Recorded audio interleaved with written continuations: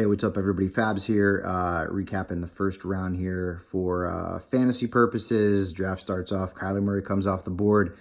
I've talked about him before the draft. I'm going to talk about him now. I love him. Listen, any rookie quarterback who can run the football is going to have fantasy value. If you look back at the last decade or so, most of the rookie quarterbacks who've been big-time fantasy contributors have run with the football. RG3, Vince Young, Russell Wilson, Cam Newton, Lamar Jackson last season. List goes on and on. QB2 for me, and I'm pretty excited about this guy. He can give you 400 or 500 rushing yards and 4 to 5 touchdowns on the ground. He's going to be a QB2, no question about that. Don't know what's going to happen with Josh Rosen. The market sort of shrunk. Maybe the Dolphins, maybe the Chargers as a backup to Phillip Rivers and then eventually take over for him. Maybe the Patriots, that would be a Patriot move, but right now Josh Rosen's value really taking a hit, obviously. Let's move on to the running back position with Josh Jacobs going to the Oakland Raiders. Good fit. They needed a running back. Marshawn Lynch is now retired, not playing football. And Jacobs is going to be an RB2 flex type. He should easily pass Isaiah Crowell on that depth chart sooner rather than later. So Jacobs probably the most valuable fantasy player to come off the board in the first round. No other running backs came off the board. Moving on to the wide receivers, Hollywood Brown. It's good and bad news. It's good news because there's a lot of targets available in Baltimore. Michael Crabtree no longer in the mix there. John Brown's gone as well.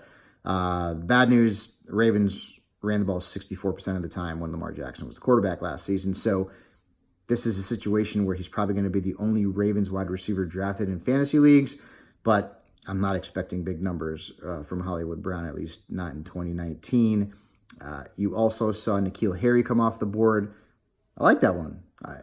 No Rob Gronkowski. You've got big-time question marks with Josh Gordon. No Chris Hogan. So the Patriots need a guy who can catch the ball and make plays, and he's a very athletic guy. You know that if you saw that ridiculous catch he made against Southern Cal last year. So he is certainly going to be a draftable asset in fantasy leagues. Tight end position, TJ Hawkinson. I mean, this dude's going to be the best statistical tight end the Lions have ever had, ever. And I get it, that's not saying much. They haven't had a whole lot of great tight ends. But this is a guy who is a very good pass catcher, a very good blocker. He does it all.